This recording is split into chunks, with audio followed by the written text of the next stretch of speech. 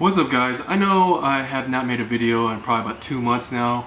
I have to change the oil on the Z today because I haven't changed it in a while, and I thought I'd show how to do that specifically for all the new people that have never worked on a car before.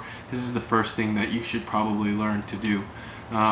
It's pretty easy, pretty simple. It's not hard to do. All you need is a jack stand, jacks, oil, the oil filter, and probably a funnel. And that's pretty much it. That's pretty much all you need to do. The first thing you probably want to start off with is, dang light. First thing you probably want to start off with is if your car's been sitting for most of the day or like for a few hours, you're probably going to want to start it and just let it sit there and run for a couple minutes just so you can get the oil a little warm. And basically all it's going to do is let it flow out a little easier when you're draining the oil. Anyways, we'll start. Alright, so what we're going to do is jack up the car real quick, pop the hood, yada yada yada. It's not, that stuff's super simple. Yeah.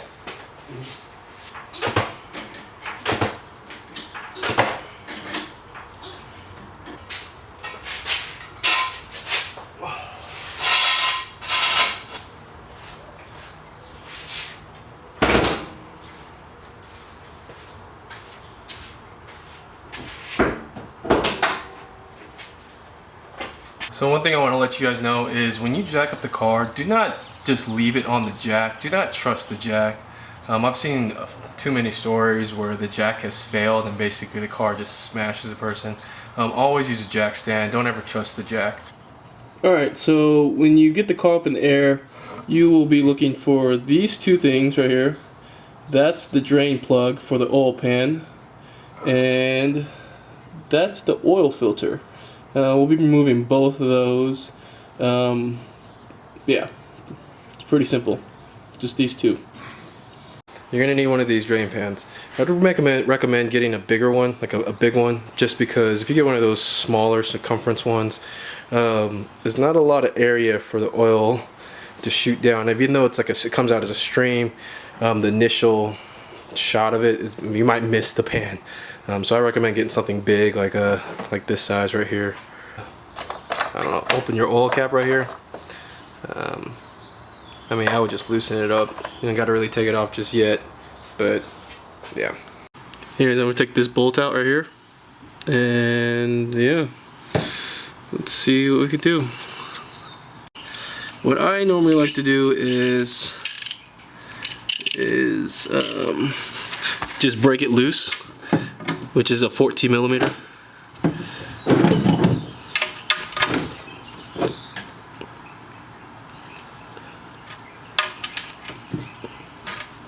I break it loose with a 14 millimeter, and then I just, you know, without getting the oil all over me, I just try to,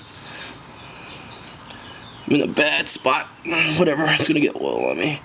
Anyways, I just turn it until it just fucking just falls out.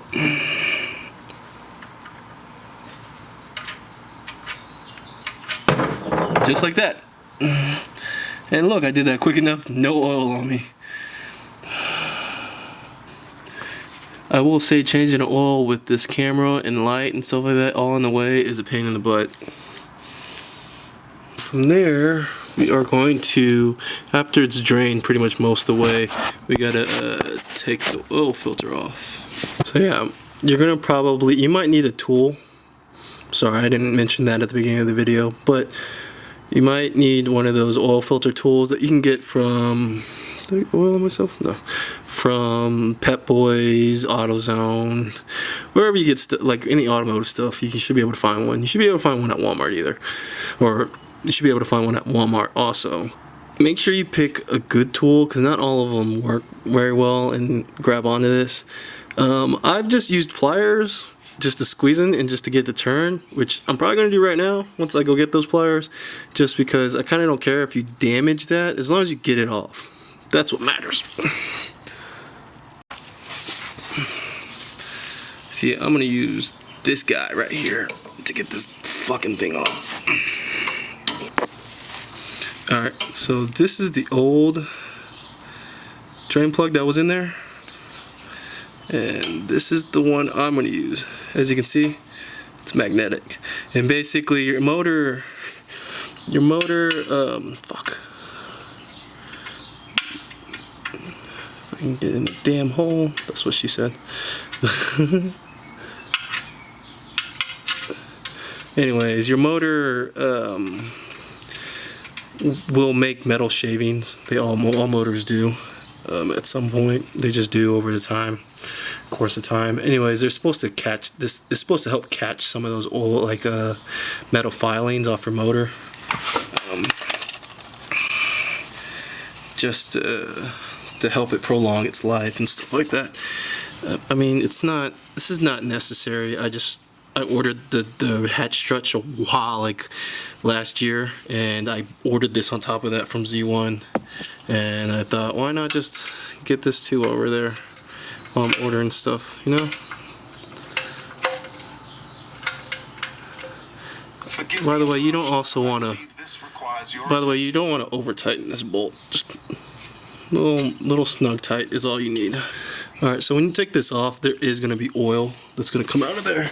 So what I'm going to do is turn it and see there starts to drain.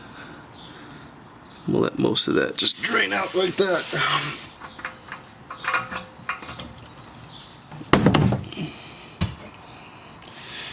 Just going to turn it upside down and let it just drain out. So this is the oil I use, Mobil 1 5W30 synthetic, standard performance, 15,000 miles, guaranteed, blah blah blah blah. I don't actually go to 15,000 miles to change my oil. I will say push it longer than a normal 3,000 mile oil change, or 3 months, but I definitely do not hit 15,000 miles or 1 year, the annual crap. I don't do that. Just because I believe you should be changing your oil filter is very important to catch all that debris that's going through your motor. So start off with, I basically just get a finger of oil and dab it around the ring so it's a little easier to get off next time. And yeah, then you just put it back in. Alright, so once you basically put the oil filter back on, I normally, on the oil filter, just so you're aware, I just hand tighten it. I do not use the tool to retighten it down. You don't want to over tighten it, because when you over tighten it, it becomes pretty hard to get off later on when you change your oil later. So you do that. Once you get all the oil out, make sure you put oil back in before you start this carb in. You don't want terrible things to happen. Alright. Boom.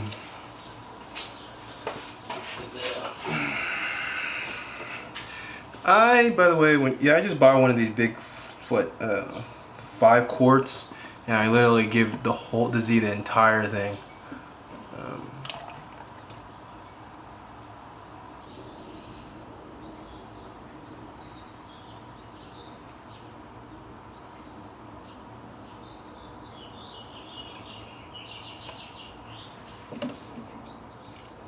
Alright, oh shit.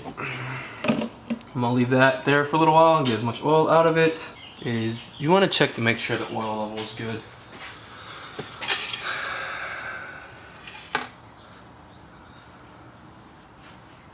Clean it off.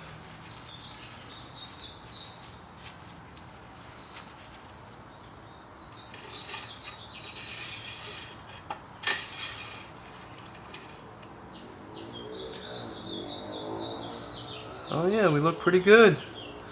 We're looking good, guys. Looking good.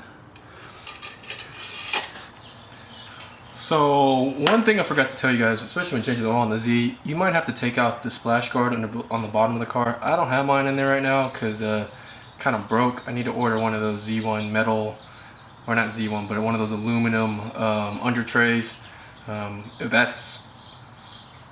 Would be easier to change oils. But anyways, when you have that splash guard on there, the cutout's kind of limited. You can change the oil with it in there, don't get me wrong. It's just you're gonna get oil on that splash guard or under tray. So I would always advise just take the whole thing out. There's like 10 bolts. I know, it's a pitch. Just take those out, drop the tray out, and you'll have access to everything that I kind of showed you from the bottom of the car. Also, what I like to do after I check the oil, make sure the oil level is good, is I like to start the car up and make sure the oil pressure on our gauges goes up. Now, sorry if the quality changes. Battery died on the big camera on my phone now. Anyways, I like to start the car up and then just check the oil pressure gauge. I don't know if I said that. Did I say that? I think I did say that just a second ago. No, I was saying if you're changing the oil on another vehicle, it's all the same. There's an oil filter, oil, a bolt for the oil pan to drain it. Same thing, same process for all cars. Anyways, I hope this video helps any new people that are just trying to start working on cars and stuff like that. Anyways, leave a comment down below. Tell me if I missed anything, because it's kind of hard to film stuff and actually work on the car at the same time, especially with the camera being in the way. Anyways, I will hopefully have another video out next week for some other stuff. I'm gonna try, guys. I've been busy, and yeah. Anyways, I'll catch you guys next time. Peace.